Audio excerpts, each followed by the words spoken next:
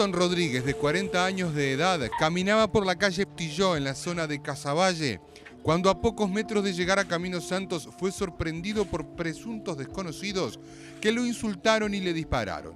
Aún herido, el hombre corrió y se metió por la calle Máximo Santos, donde no pudo seguir su camino y cayó al piso. Allí los asesinos le dispararon a quemarropa en la cabeza. En total, el fallecido recibió 14 disparos de arma de fuego, 10 de ellos en la cabeza.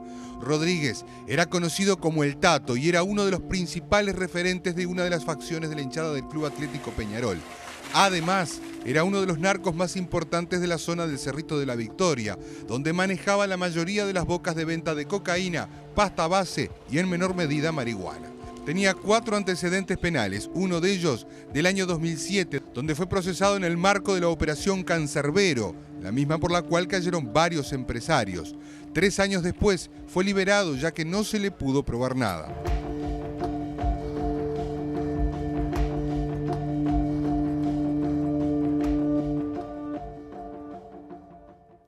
Bien, previo a este incidente, que por supuesto conmocionó a todo el mundo, también había muerto de un disparo en la cabeza una chica de 20 años que estaba en su casa charlando, en la puerta de su casa charlando con una persona. Esto para enmarcar en estas 24 horas que fueron realmente sangrientas. Y después, el episodio en La Unión, director.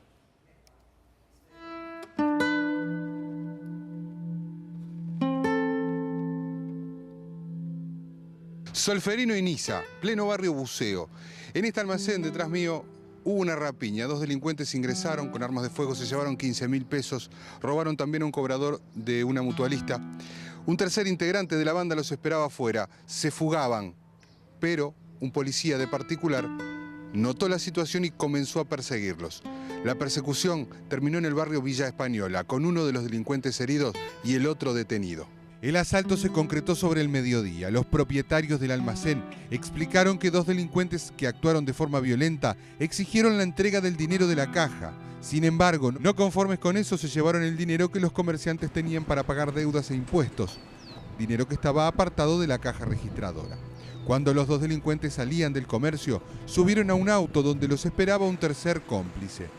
Un policía de particular que estaba en su día libre, al darse cuenta de la situación, salió a perseguir a los delincuentes. En tanto, desde el propio comercio advirtieron a la policía de la situación, por lo que la persecución se plegaron varias motos de la URPM. En Comercio y José Cabrera, los delincuentes embistieron a uno de los policías. En tanto, a pocas cuadras del lugar, dejaron el auto en el que se trasladaban y tomaron un taxi. Antes, se tirotearon con el policía de particular. En el taxi, al llegar a Tomás Claramunt y Vázquez Cores, chocan contra el muro de una vivienda, tras lo cual fugan, volviendo a tirotearse con el policía. Uno de los delincuentes fue detenido, otro, según la propia policía, está herido, pero no pudo ser capturado, al igual que el chofer del auto en el que cometieron el asalto. La policía incautó 2 revólveres calibre 38. Bien. Nos acompañan hoy para poder, no sé si hay debate sobre este tema, pero por lo menos hacer una puesta a punto de cómo nos sentimos al respecto y cómo debiéramos pararnos frente a esos temas, ¿no? Nos acompaña por un lado Miguel Barrios, que es secretario de Asuntos Legales del Sindicato Único de Policías. Gracias, Miguel, por estar aquí con nosotros. Y como les anunciaba hace un rato, al abogado, doctor en Sociología, Álvaro Portillo. Nosotros hace un tiempo, ¿se acuerdan que empezó a sonar cada vez más la expresión ajuste de cuentas? Hay casos que son alevosos, que te hacen ruido de otra manera que no se explica a través de un ajuste de cuentas, como esas personas que están paradas y vienen en moto y te revientan o lo que fuera, ¿no? Varios de estos casos. Y nosotros también, en su momento, cuando desde el Ministerio escuchábamos la frase el aumento de homicidios tiene en su génesis un aumento de los ajustes de cuentas vinculados al narcotráfico y demás, enseguida una primera reacción era, bueno, ojo, porque tampoco es cuestión de llamarle a todo ajuste de cuentas, porque en definitiva sigue siendo un asesinato que hay que investigar. No por ser ajuste de cuentas, uno no va a investigarlo, ni procurar que se haga justicia, ni ponerle todas las baterías sobre el tema. Ahora, resulta que efectivamente, los ajustes de cuentas son un dato absoluto. Insisto, que no quiere decir que no se tenga que investigar. Pero bueno, al principio no nos hacía mucha gracia escuchar esa frase. Y hoy está muy, muy instalada, ¿no? Es muy común. Yo Viví en México, en Monterrey, hace unos cuantos años atrás y coincidió en esa transición en que Monterrey, que es un lugar donde están los cabezas de cártel del narcotráfico mexicano más importante, no había llegado ese problema, pero empezó a llegar justo ahí, 2007, 2008.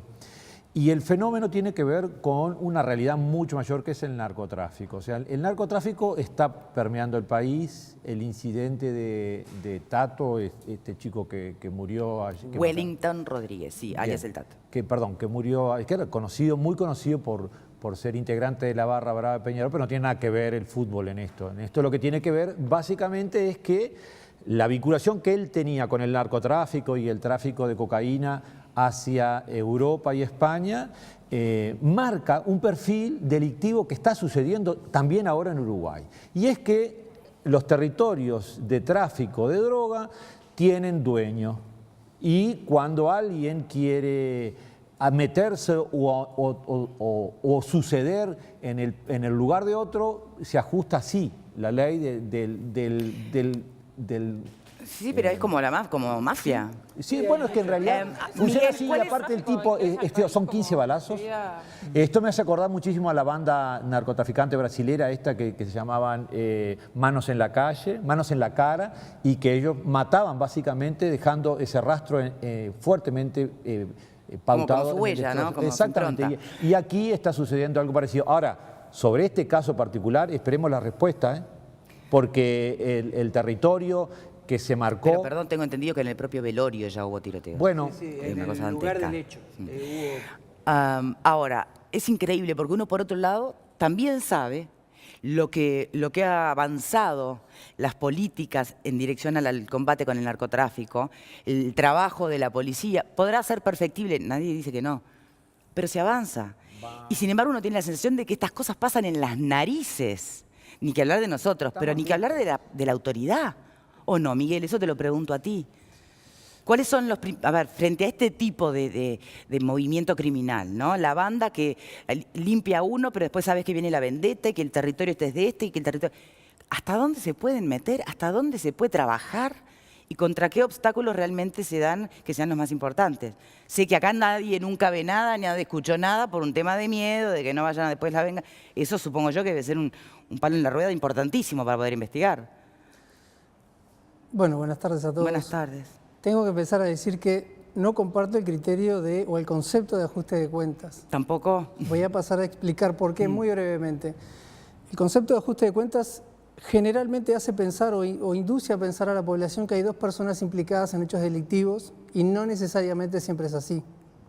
Puede ser que una de las personas, generalmente la víctima, haya denunciado un hecho delictivo y por eso sea la víctima de ese ajuste de cuentas. Yo le digo de ese homicidio. Está bien, está bien. Creo que como sociedad nos ha hecho muy mal tipificarlo así. Bueno, a eso hace referencia al principio, ¿no? A que durante un tiempo esa expresión nos sonó feo.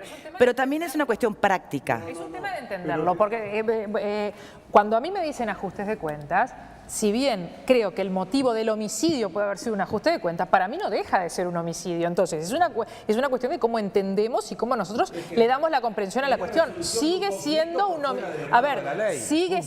homicidio del cual habrá que encontrar un culpable y que pague por ese homicidio, pero el motivo del homicidio fue un ajuste de cuentas. El tema es cómo uno lo entiende y cómo uno lo traslada, porque si nos quedamos en que ajuste de cuentas justifica un homicidio, no. Es un homicidio. ¿Por qué vino ese homicidio? ¿Cómo lo trasladan las autoridades, ¿no? Porque recuerdo el subsecretario del Interior haber dicho públicamente, si ustedes no se meten en algo raro, no les va a pasar nada. Bueno, ese es el contexto. Mira, eso fue una frase muy infeliz y que si seguimos acudiendo a esa frase nos quedamos empantanados, porque en realidad yo creo que no tuvo apoyo ni de la madre con esa frase. Entonces dejémosla de lado, ¿no? Porque, fue una cosa infeliz.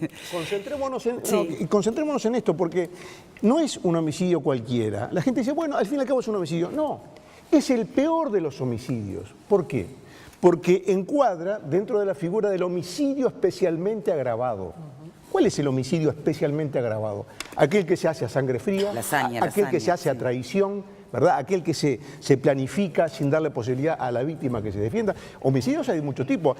Dos personas pueden estar peleando y, bueno, alguien le da una trompada al otro, cae mal y lo mata, es homicidio. Homicidio es uno atropella a otra persona en la calle y lo mata, es homicidio. Pero esto es homicidio especialmente agravado. Es un delito gravísimo. Y con la expresión ajuste de cuentas, yo creo que lo que se busca de alguna manera es endulzar esa figura, es decir, quitarle